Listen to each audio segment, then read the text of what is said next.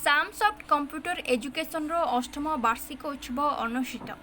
खलिकोट स्थित सामसफ्ट computer education रो अष्टम वार्षिक उत्सव खलिकोट स्थित नृसिंहनाथ कल्याण मंडप ठारे अनुष्ठित हो जायछि। उक्त उत्सव में मुख्य अतिथि भाव खलिकोट थाना अधिकारी रमेश कुमार प्रधान जोग देथिबा बेले अध्यापिका ज्योत्स्ना राणी प्रधान मुख्य वक्ता भाव में जोग देथिले। सम्मानित अतिथि भाव में केशपुर महाविद्यालय अध्यक्ष अशोक कुमार पोलई, अध्यापक डॉक्टर जगदीश पाल, अध्यापक जोगेन्द्र बारिक, सांबादिक तथा समाजसेवी अशोक कुमार त्रिपाठी, शिक्षक बंशीधर साहू, मधुचरण सेठी, सीमांचल परिडा प्रमुख जोग देथिले। शिक्षक प्रदीप कुमार त्रिपाठी सम्मानित अतिथि भाव में जोगदेवा सह मंच परिचालना करथिले। अन्यतम अतिथि भाव में समाजसेवी अंजना त्रिपाठी जोग देथिबा बेले अनुष्ठानर सह निर्देशक समीर कुमार साहू धन्यवाद अर्पण करथिले।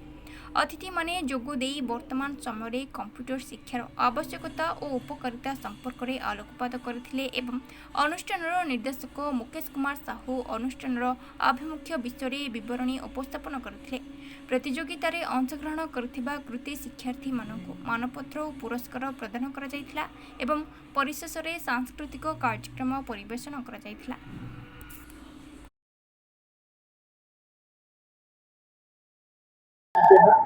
नमस्कार, मो ना सोनाली बेहरा। मु खलिकोट बिलंग्स करछि।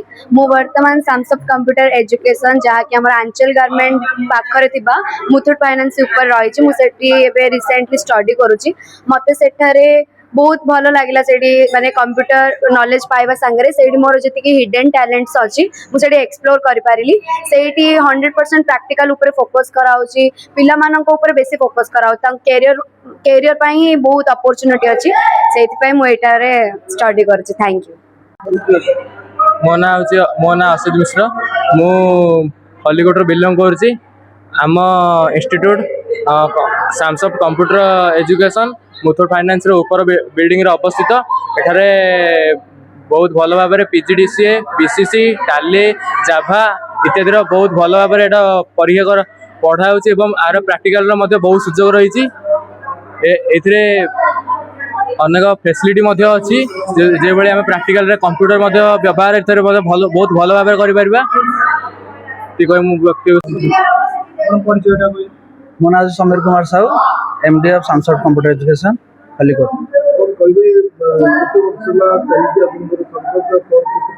आज्ञा दीर्घ 8 वर्ष है इन्स्टिट्यूट एनुअल फंक्शन परिचालित होची। प्रत्येक वर्ष आम 300 ऊर्ध पिला छात्र छात्री ये पाठ पढ़ुं पाठ पढ़ी विभिन्न चाकरी पाईगले। भविष्य में चाहूँ पिला किसी ज्ञान देकर से आगे बढ़ाइबा।